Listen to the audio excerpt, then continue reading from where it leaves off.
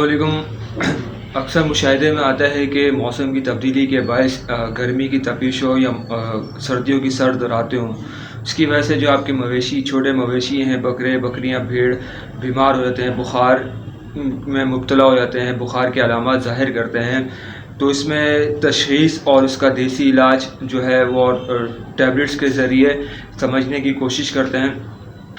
आप देखेंगे अक्सर जो है वो आपके जो भेड़ बकरियां हैं उनके बाल खड़े हो जाएंगे, सुस्त हो जाएंगे, एक कोने में खड़े हो जाएंगे, बाल खड़े हो जाएंगे, जिस्म के झुंझलाहट का शिकार होंगे, गर्दन झुकाएंगे, सर झुकाएंगे और चारा कम खाएंगे और एक दो दफ़ा मुंह मारेंगे चारे पे, फिर पीछे हट जाएंगे।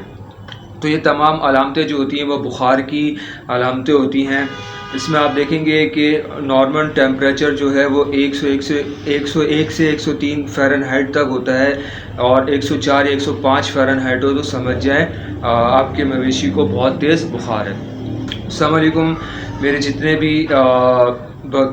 जितने भी देखने वाले हैं, बकरी पालन से ताल्लुक़ रखने वाले हैं, किसान हज़रात हैं, फार्मर हज़रात हैं, छतों पर शौक़ करने वाले हैं, घरों पर शौक़ करने वाले हैं, उन सब की खिदमत में अस्सलाम वालेकुम।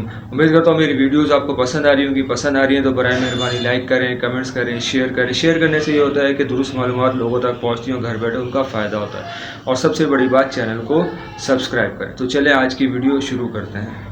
अगर आपने देखा कि थर्मामीटर से टेम्परेचर चेक किया, अगर 101 या 103 फ़ारेनहाइट से ज़्यादा है, 104 105 है तो बुखार है। दूसरा देसी तरीका ये होता है, कोई आपने बकरा बकरी या भेड़ लेनी है, उसके मुंह में हाथ डालना है और जो आपका बीमार जानवर है जिसको बुखार है उसको मुंह में हाथ डालना है, तो आपको वाज़े जो है वो टेम्परेचर का फ़र्क नज़र आएगा। तो चलें आज का देसी नुस्खा समझने की कोशिश करते हैं।